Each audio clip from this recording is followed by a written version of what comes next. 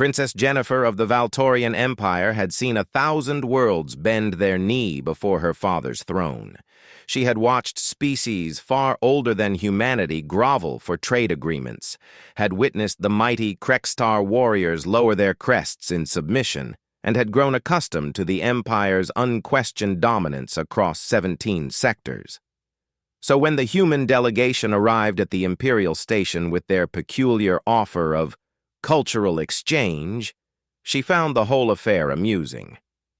Humans were newcomers to the galactic stage, barely 3 generations since first contact. They were soft creatures, she'd been told, who died easily and bred slowly, hardly worth the Empire's attention, except for their peculiar insistence on diplomacy. The human ambassador brought his apprentice, a young man named Adam, perhaps 20 standard years old, with unremarkable brown hair and eyes that seemed perpetually distant. He stood behind the ambassador during the formal presentation, saying nothing, taking notes on a primitive data pad.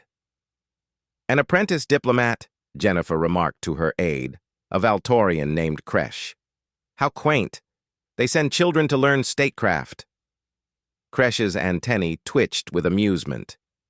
Humans mature slowly, Your Highness. Perhaps he's older than he appears. The negotiations were tedious. The human ambassador wanted access to the neutral zone, a region of space the Valtorians had declared off-limits after the consumption event 3 cycles ago. Something had emerged from that sector, something that had devoured an entire colony ship, all 40,000 souls aboard, in less than 3 hours. No distress call, no survivors. Just silence. The zone is forbidden, Jennifer stated flatly. Even to us. We don't risk our people there. The ambassador smiled politely. We understand your concerns, Princess, but humanity has certain capabilities that might prove useful in investigating the phenomenon. Jennifer leaned back in her throne. Capabilities? You've been in space for barely a century. What could you possibly offer that the Empire, with 10,000 years of exploration, cannot?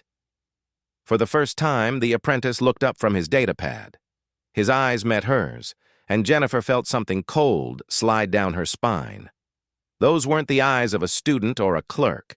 They were the eyes of something much older. We're very good at surviving things that want to kill us, Adam said quietly. The ambassador's smile tightened almost imperceptibly. Adam? Please. But Jennifer's interest was piqued. Explain. Adam set down his datapad. Earth is a death world, Your Highness. We evolved alongside creatures that still hunt us. Predators with neurotoxic venom, apex carnivores 3 times our size, microscopic organisms that dissolve flesh from the inside. We survived ice ages, supervolcanoes, plague, and our own weapons of mass destruction. We didn't reach the stars because we're stronger or smarter than other species. He paused. We reached them because we're too stubborn to die. Kresh's antenna flattened against his skull, a Valtorian gesture of unease. Bold words, Jennifer said, from an apprentice. He's not an apprentice, said a new voice. Everyone turned.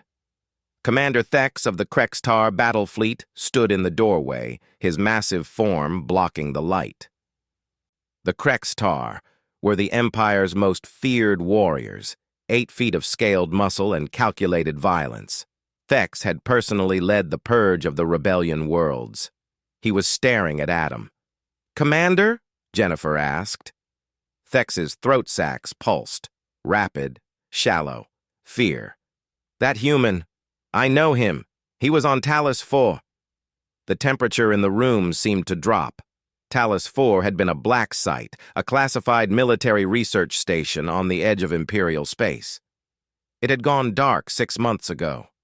The Empire had sent Thex and his battalion to investigate. There were things there, Thex continued, his voice unsteady. Experiments. Biological weapons the researchers had created from samples recovered from dead worlds. They'd escaped containment. 40 of my warriors went into that station. His eyes never left Adam. I was the only one who came out. Because of him. Jennifer stood slowly. Explain now. Adam's expression remained neutral. I was a consultant. The Empire's scientists had miscalculated. They'd awakened something that shouldn't have been awakened. Something that didn't die when you shot it, burned it, or exposed it to vacuum.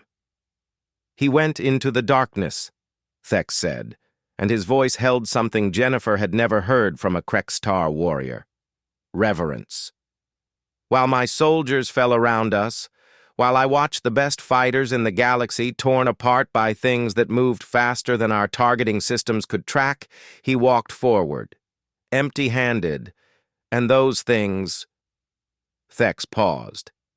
They moved away from him, like prey scenting a greater predator. Jennifer looked at the human ambassador. You brought a weapon to my station. We brought a specialist, the ambassador corrected gently. One of our Apex response specialists. We don't send them often, and we don't advertise their existence. But when something in the dark needs to be dealt with, we send people like Adam. I don't understand, Jennifer said. He's one man, unarmed. How? Because fear is universal, Adam interrupted. Every predator recognizes something more dangerous than itself. Humans learned that lesson over hundreds of thousands of years. We learned to hunt the hunters, to become the thing that even apex predators avoid. He met her eyes again. Whatever's in the neutral zone, it's operating on the same ancient calculus. And if it's as dangerous as you believe, you need someone who speaks that language. For a long moment, silence filled the chamber. Finally, Jennifer spoke. The Empire will grant your request. You may enter the neutral zone. She looked at Adam. And I apologize for calling you an apprentice. Adam smiled, a small, tired expression. No offense taken, Your Highness. We prefer people to underestimate us. It makes the job easier. As the human delegation departed, Kresh leaned close to Jennifer. Do you think he can truly face what's out there? Jennifer watched Adam's retreating back, remembering those ancient, patient eyes. I think, she said softly, I'm more worried about what's out there having to face him.